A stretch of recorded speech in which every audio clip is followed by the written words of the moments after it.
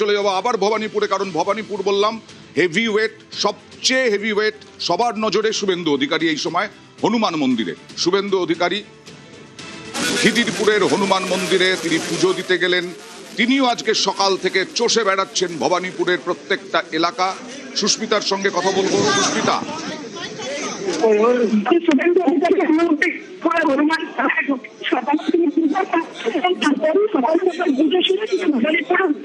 সুস্মিতা তোমার কথা স্পষ্ট হচ্ছে না, তুমি যদি অন্য জায়গায় সরে কথা বলতে পারো আরেকবার। সুস্মিতা,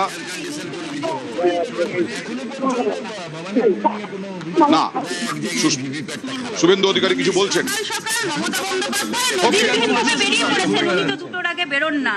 ঠেলায় না পড়লে বিড়াল গাছে ওঠে না, কোনো লাভ হবে না। এটা কি মনে হচ্ছে যে কোনো পাল্টা চাপ বা কোনো কারণে হেরে যাবে, বিপুল ভোটে হারবে। लेकिन आपने सब हिंदूरा बाड़ी থেকে বেরিয়ে এসছে না, টিকাওয়ালা लोग। शुभेंदु जी, आपने आरोप लगाया है कि सिलिकॉन का इस्तेमाल किया जा रहा है। क्या? कल आपने आरोप लगाया है कि बहुत सारे लोग अपनी उंगलियों में सिलिकॉन, वो 750 परचेज किया था देवोलीना विश्वास बोल के काउंसिलर, हाँ। उसको पकड़ लिया गया है, जो करना है कर लिया। 3,810 बूथ स्लिप भी डिस्ट्रीब्यूशन नहीं हुआ, वो भी हम लोग कर लिया, सब कर लिया। সকাল থেকে একাধিক জায়গা দেখা যাচ্ছে। शुभेंदु जी, प्रेसिडेंट अभी बोलना ठीक नहीं, अभी तो रिक्वेस्ट करूंगा ज्यादा से ज्यादा वोटिंग करें।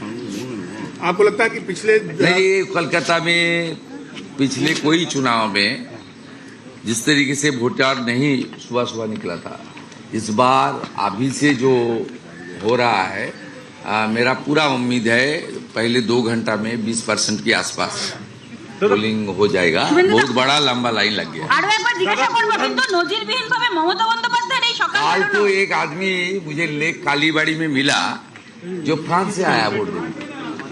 बहुत सारा लोग। ठीक है, चलिए। ভবানীপুরের মানুষকে কি বলবেন? শুভেন্দুদা, আজকের দিনে ভবানীপুরের মানুষকে কি বলবেন?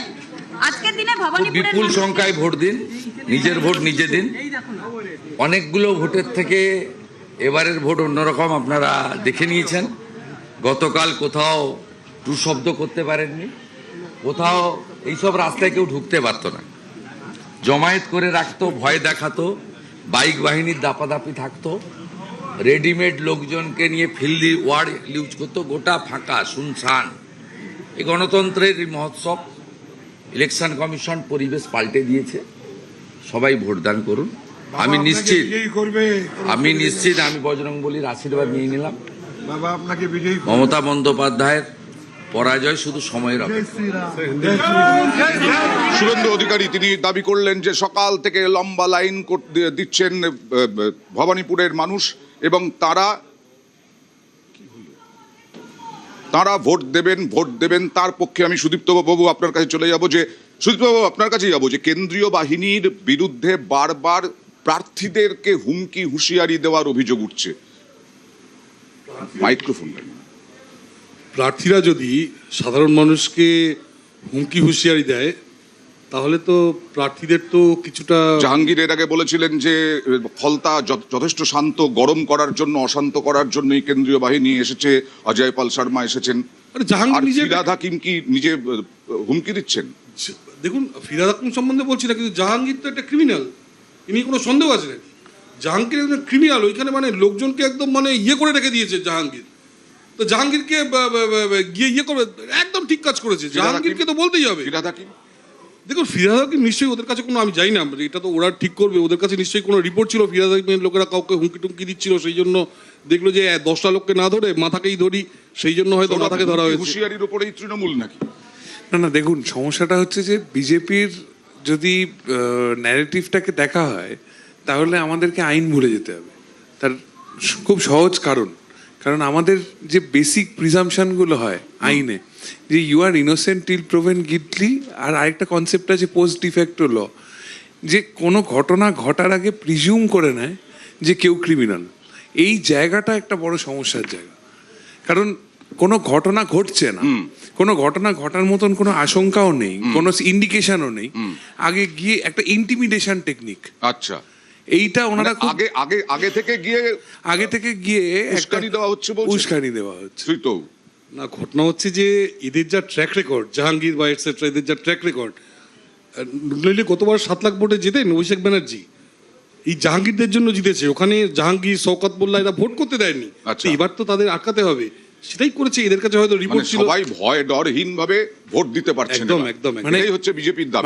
মানে দেখুন, এটাই আমি বললাম যে ওনাদের ন্যারেটিভ যদি ফলো করতে হয় তাহলে আইন ভুলে যেতে হবে। ওই পোস্ট ডিফ্যাক্টো ল ওনারা বিশ্বাসই করেন না। যে কোনো ঘটনা ঘটার আগে প্রিজুম করে নিই আমি যে এর ট্র্যাক রেকর্ড খারাপ। আচ্ছা। মানে আমি আজকে সকালবেলা গাড়ি চালাতে গিয়ে যদি কোনো একটা অ্যাক্সিডেন্ট হয়, আমি নিজেই হয়তো আমার নেগলিজেন্ট ড্রাইভিং এর জন্য ফুটপাতে ধাক্কা মেরে তারপর স্টুডিওতে এসেছি, তার মানে কি আমি ড্রাইভার হিসেবে খারাপ? দেবর্ষী বাবু, না, আমি বলি কিন্তু ওই ধাক্কাটা মারার জন্য কিন্তু আমার নাম একটাই বলি, ধাক্কাটা মারার জন্য জেলে যেতে হবে। এবং ঠিক সেই কারণে ওই জাহাঙ্গীর এবং শওকত মোল্লাকে যদি জেলে পাঠানো হতো তাহলে আজকে এই ঘটনা না, ধাক্কাটা বহুদিন আগে যে জেলে পাঠানো উচিত ছিল, যারা বারবার ধাক্কা মেরে এসছে। তো ধাক্কা যখন মারা হয়নি তখন ডিস্টার্ব করো কেন তোমরা? কি জানো? আমার নাম দেবর্ষী ভট্টাচার্য। অয়নবাবু, দেখুন, এই প্রোঅ্যাক্টিভিজমের প্রশ্ন বারবার উঠছে এবং এই মানুষের অধিকার রক্ষা করার দায়ও কিন্তু ইলেকশন কমিশনের বর্তমানে। ফলে মানুষের অধিকার কোথাও কোনো বিঘ্নিত হচ্ছে কিনা সেটা দেখা দরকার। কিন্তু সর্বোপরি আমি বলবো, নির্বাচন শান্তিপূর্ণ করার জন্যে নির্বাচন কমিশন যদি প্রিকশনারি কিছু মেজার নিয়ে থাকে, অফকোর্স মানুষের অধিকারকে ভঙ্গ না করে, তাহলে সেটা কিন্তু মানুষের পক্ষে, ওকে, গণতন্ত্রের আসবো পক্ষেই যাবে। এই